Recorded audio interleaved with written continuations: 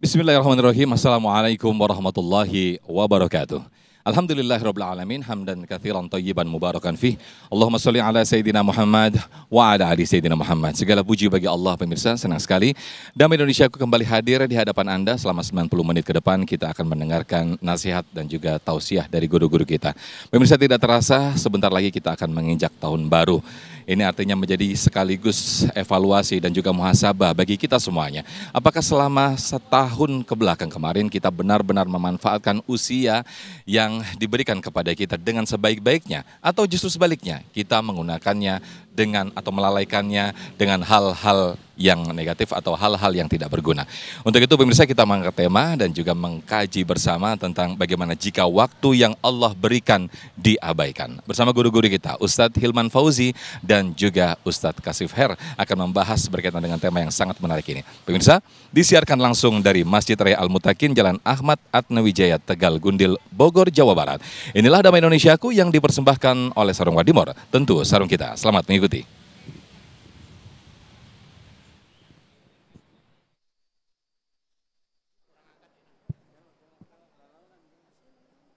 Bismillahirrahmanirrahim. Uhayyikum bitahiyatil Islam wa tahiyati ahli jannah. Assalamualaikum warahmatullahi wabarakatuh.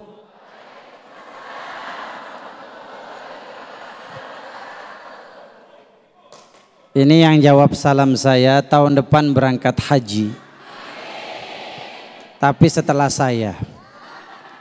Alhamdulillahi wa kafa. Wassalatu wassalam ala rasulil mustafa Sayyidina wa habibina wa qurratu a'yunina Sayyidina Muhammad.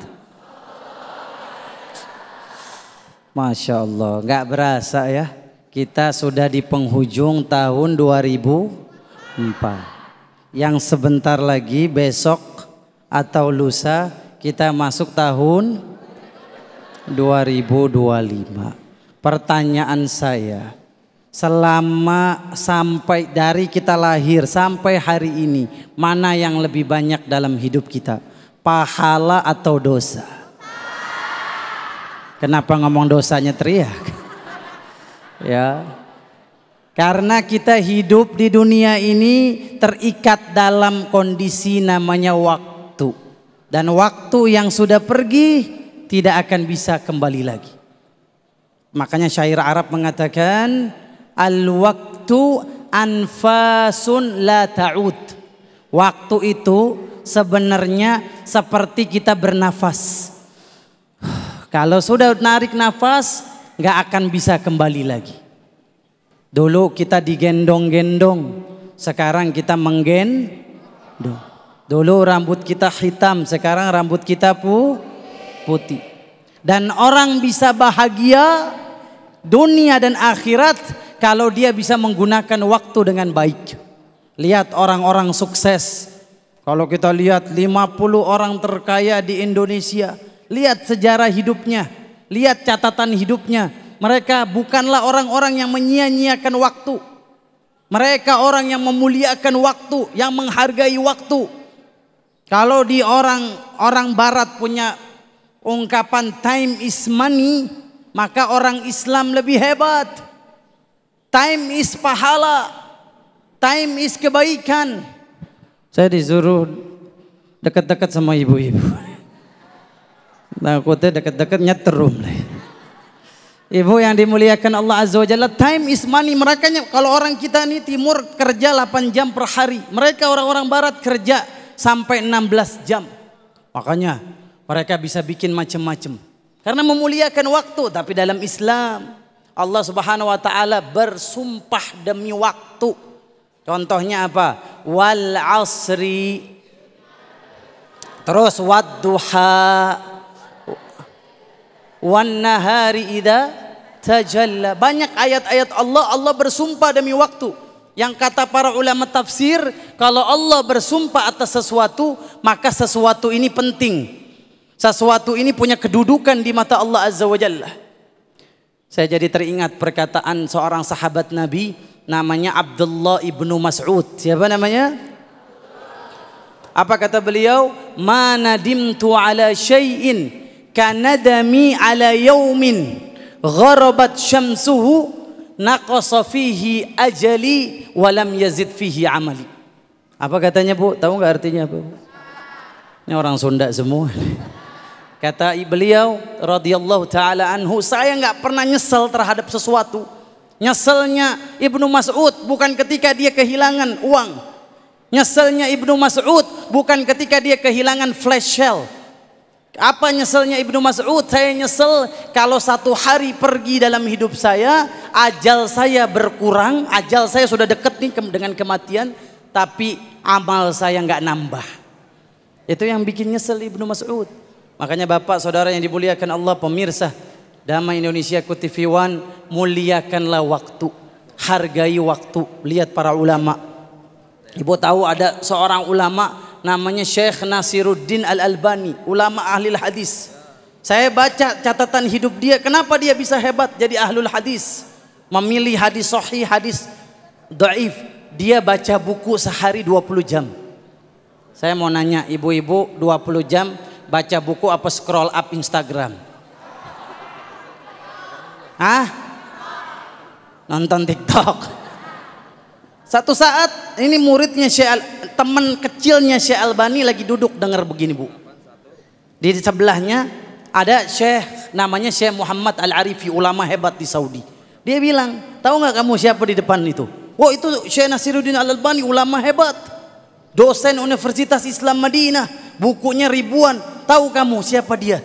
Dia teman kecil saya. Ini bapak-bapak umurnya udah 80 tahun. Sudah kakek-kakek ikut jadi murid Syekh Albani. Apa kata Syekh Al-Arifi? Subhanallahil azim. Seandainya ini bapak menggunakan waktu dengan baik, menggunakan waktu dengan efektif, dia baca buku, dia tidak menyia-nyiakan waktu, mungkin dia akan duduk sejajar dengan Syekh Albani. Duduknya di depan bukan di belakang. Betul apa betul? Kenapa kita nggak menjadi apa-apa? Nothing, karena kita nggak memuliakan waktu. Ngomong-ngomong surat Al-Asr, wal asri innal insana lafi khusrin illa alladhina amanu wa amilus salihati wa tawasaw bil haqqi wa tawasaw bis sabr. Itu kata Imam Syafi'i Bu, surat itu nanti dibaca ya. Pemirsa di rumah dibuka. Surat Al-Asr 1 sampai 4. Apa kata Imam Asy-Syafi'i? Nama aslinya Muhammad ibni Idris rahimahullahu taala, lahir di Gaza, besar di Mekah. Apa kata beliau? Lau ma anzalallahu fi hadzal Qur'an illa hadhihi surah lakafathum hujjatan alaihim. Seandainya Allah menurunkan Al-Qur'an cuma surat Al-Asr, Allah nggak turunin tuh surat Al-Baqarah, nggak Allah turunin surat Ali Imran, cukup kalau kita mau telaah surat Al-Asr aja untuk kita ambil saripati dalam kehidupan kita, maka cukup surat Al-Asr. Kenapa? Karena banyak manusia yang rugi, banyak manusia yang gagal, banyak manusia yang bangkrut, banyak manusia yang celaka karena dia tidak memuliakan waktu. Dia meremehkan waktu, menyia-nyiakan waktu. Dia tidak tahu waktu ini mahal. Waktu ini lebih berharga dari uang. Waktu ini lebih berharga dari kedudukan, lebih berharga dari harta, lebih berharga dari apapun seisi dunia. Makanya seandainya ada seorang ulama, dia bilang, saya lihat orang-orang buang waktu nongkrong di kafe berjam-jam ngobrol. Saya lihat sampai 2 jam, 3 jam. Saya lewat ada dia pagi-pagi, sore saya lewat ada dia lagi. Seandainya saya bisa beli waktu dia, berapapun saya mau beli waktu dia. Para ulama nggak ada waktu berleha-leha, karena waktu itu mahal, waktu itu berharga. Allah bersumpah demi waktu yang tadi kita sudah bahas. Maka jamaah rahimakumullah, ya orang-orang, mohon maaf, hampura kalau kata orang Jerman, apa? Hampura. Orang-orang Bu yang disiksa di akhirat, yang disiksa dengan penuh dengan siksaan azab, mereka nyesel. Mereka minta seperti kita sekarang nih, balikin waktu saya ke dunia. Nanti tolong buka Quran surat Al-Munafiqun ayat 10-11. Surat Al-Munafiqun ayat berapa? 10-11. Hatta idza jaa ahadahumul maut qala rabbi irji'uni la'alli a'malu salihan fima taraktu kalla innaha hiya kalimatun huwa qailuha wa min waraihim barzakhun ila yaumi yub'atsun. Ada pengajian gak pernah hadir, ada channel YouTube Ustadz Hilman gak di-subscribe. Apa kata mereka ketika dimasukkan ke dalam neraka? Ya Allah, Rabbirji'uni, balikin saya ke dunia. Dulu saya suka membuang waktu sia-sia, maka saya minta kesempatan yang kedua. Tapi kesempatan kedua tidak pernah terjadi.